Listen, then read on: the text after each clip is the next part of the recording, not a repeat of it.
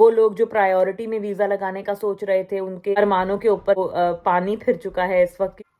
Hello and welcome to my channel Desified Umme. आज मैं बात करूंगी आप लोगों से कि पाकिस्तान में इस वक्त जो है वो वीज़ा का प्रोसेस क्या चल रहा है, लेटेस्ट न्यूज़ क्या आ रही हैं, ऑफर लेटर और कैश लेटर के भी कुछ क्वेश्चंस को आंसर करूंगी जो मुझे आ रहे हैं बहुत ज़्यादा, और वीज़ा रिफ्यूज़ल के हवाले से भी बात करेंगे।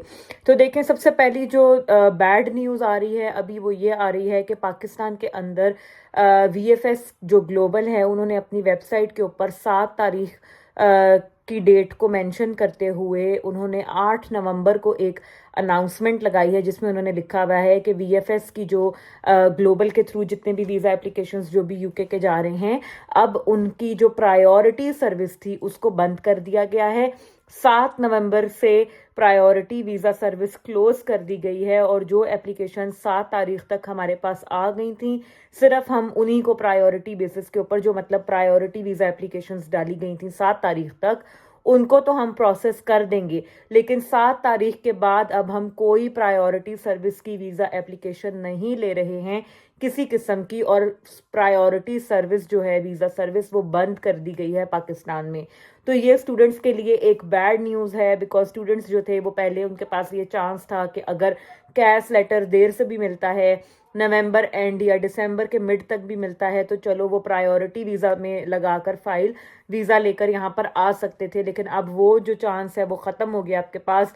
अब वो तमाम स्टूडेंट्स जिनके तो कैश लेटर टाइम पर उन्हें मिल जाएंगे, जैसे इस महीने के एंड तक, उनके चांसेस ज़्यादा हैं। नवंबर एंड तक आप अपना वीज़ा लगाओगे, 3 हफ्ते में आपको, 3 से 4 हफ्ते में वीज़ा मिल जाता है, 15 to 20 वर्किंग डेज में, और उसके बाद आप यहाँ पर टाइमली पहुँच सकते हैं। ठीक है, तो प्रायोरिटी सर्विस अभी रिसेंटली किसी ने मुझसे कल परसों पूछा था कि क्या डिपेंडेंट्स के लिए खुली है, तो डिपेंडेंट्स और मेन एप्लीकेंट्स और किसी भी वीज़ा कैटेगरी के लिए इस वक्त कंप्लीटली जो प्रायोरिटी वीज़ा सर्विस है वो बंद कर दी गई है पाकिस्तान के अंदर।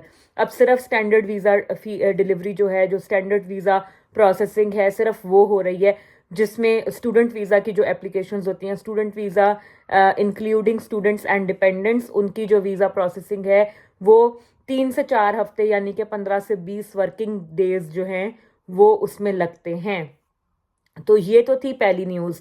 इसी के हवाले से कैश के हवाले से बात कर लेते हैं। कुछ स्टूडेंट्स कह रहे हैं जी कैश अभी तक नहीं आ रहा, तो देखें, कैश आप लोगों को इस महीने के एंड तक लाजमी मिल जाएंगे। अगर तो आपको मिल जाते हैं दैट्स वेरी गुड, और आपका सारा काम टाइम पर हो जाएगा। लेकिन जैसे मैंने पहले भी बताया है कि कैश जितना ज़्यादा डिले से आएगा उतना आपके लिए मुश्किलात बढ़ेंगी, ख़ास तौर पर जब वीज़ास में डिले आता है।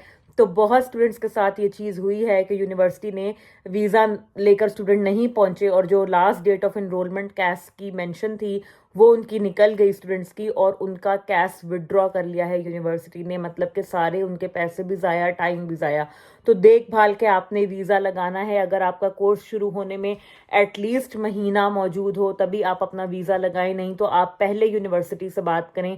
ठीक है, टाइमली उन्हें आप कम्युनिकेट करें कि हमें एक्सटेंशन दें, हमारा वीज़ा प्रोसेसिंग टाइम पर कंप्लीट नहीं हो सकता। आखिरी दिन जाकर जब आप यूनिवर्सिटी को बताओगे तब यूनिवर्सिटी भी आपके लिए कुछ नहीं करेगी। सो आपने चीज़ों को कैलकुलेट करते हुए चलना है, और टाइमली आपने अपनी यूनिवर्सिटी से कम्युनिकेट करना है बिफोर हैंड। ठीक है, इसीलिए आपको बार बार मैं ये चीज़ें बताती हूँ ताकि आप लोग फोकस करें और अपनी ऐसी मिस्टेक्स ना करें कि जिससे आपको नुकसान उठाना पड़े।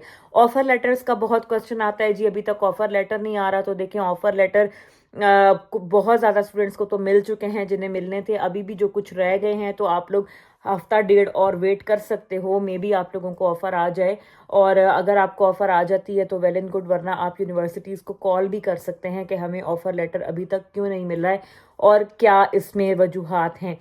कुछ स्टूडेंट्स ने अभी रिसेंटली मुझसे कांटेक्ट किया है, डरबी यूनिवर्सिटी के, बीपीपी के और कुछ यूनिवर्सिटीज़ के यूनिवर्सिटी ने हमें जो है वो, हम ऑलरेडी डेफर्ड थे, सितंबर से जनवरी में हमें डेफर किया था, और अब आकर यूनिवर्सिटी हमें कह रही है कि आपकी भी एप्लीकेशन मौजूद ही नहीं है हमारे साथ, और अब अगर आपको दोबारा से एडमिशन अप्लाई करना है तो आप सितंबर 2023 इनटेक के लिए दोबारा से नया एडमिशन डालेंगे। नेक्स्ट इनटेक में जो आने वाले स्टूडेंट्स हैं, मई इनटेक, सितंबर इनटेक, वो इस सारे प्रोसेस को देखते हुए यूनिवर्सिटीज़ को वाइजली चूज़ करें।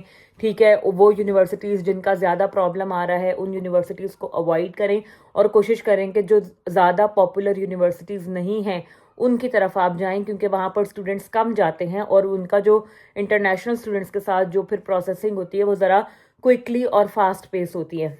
तो ये तो बात हो गई कैश लेटर, ऑफर लेटर और वीज़ा में क्या क्या डिलेज आ रहे हैं। प्रायोरिटी वीज़ा सर्विस जो बंद की है सारा मैंने आपको बता दिया। और वीडियो ख़त्म करने से पहले मैं बात कर लूँगी रिफ्यूज़ल्स के ऊपर भी, क्योंकि बहुत क्यूरीज आ रही हैं स्टूडेंट्स की मुझे कि हमारा ऑलरेडी पहले एक रिफ्यूज़ल है तो क्या हम उसको छुपाएं, क्या हम उसको बताएं।